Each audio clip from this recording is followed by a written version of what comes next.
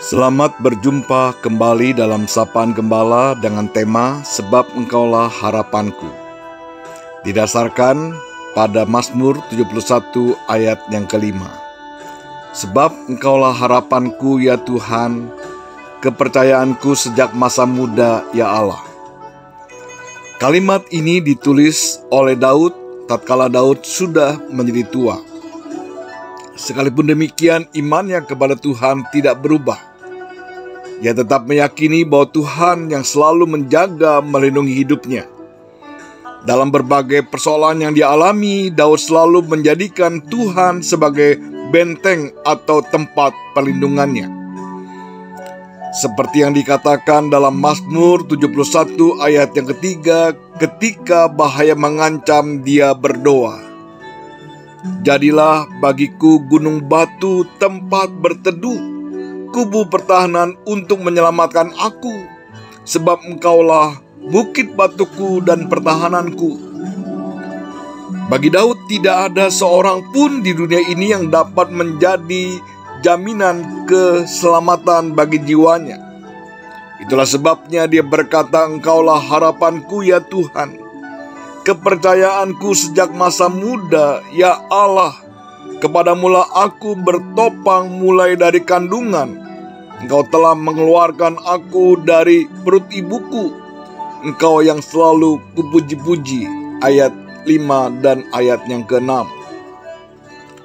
Sekalipun Daud telah menjadi seorang raja yang besar, memiliki benteng yang kokoh bagi istananya dan juga memiliki pasukan tentara yang selalu siap menjaga dan melindunginya, namun sama sekali Daud tidak menjadikan semuanya itu sebagai andalan hidupnya. Dia hanya mengandalkan dan menaruh harapannya pada Tuhan. Dalam kesaksiannya, dia mengatakan bahwa itu adalah kepercayaanku sejak masa mudaku. Sejak masa muda mengingatkan kita tatkala dia menjadi penjaga kawanan ternak ayahnya. Ia mendapat pertolongan Tuhan tatkala bergulat melawan binatang buas. Bahkan juga tatkala dia bertempur melawan Goliat, raksasa Filistin itu.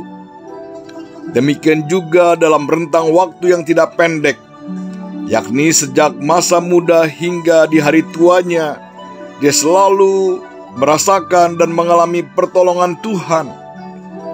Pengalaman iman bersama Tuhan inilah yang membuatnya mampu berkata, "Sebab Engkaulah harapanku." Kepada siapakah kita menggantungkan harapan hidup kita? Sejak muda hingga saat ini kita pun sering mengalami kesulitan. Dan nyatanya kita pun selalu merasakan dan mengalami pertolongan Tuhan.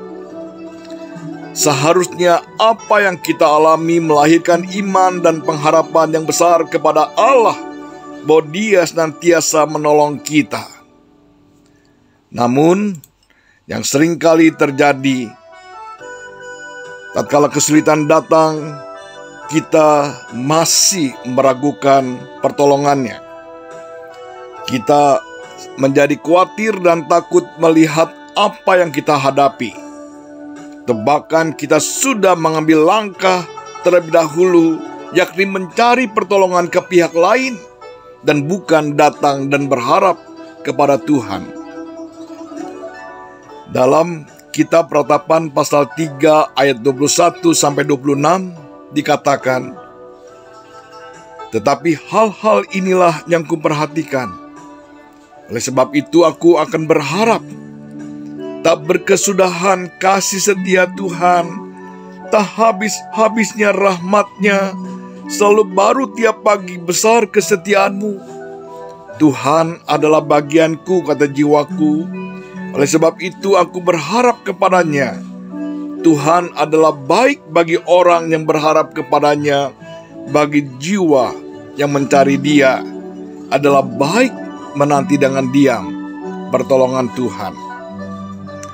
Namun untuk mendapatkan dan mengalami pertolongan Tuhan, kita tetap harus setia sampai akhir hidup kita.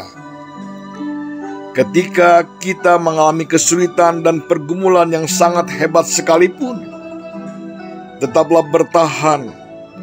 Jangan sekali-kali meninggalkan Tuhan, apalagi sampai bercabang hati dengan berharap kepada pihak lain. Karena itu bukan hanya membuat hidup kita semakin terpuruk, tetapi kita telah melukai hati Allah yang begitu mengasihi kita. Yakin dan percayalah, Dia tidak akan membiarkan dan mengecewakan kita. Tuhan adalah harapan kita. Kiranya Tuhan menolong kita. Amin.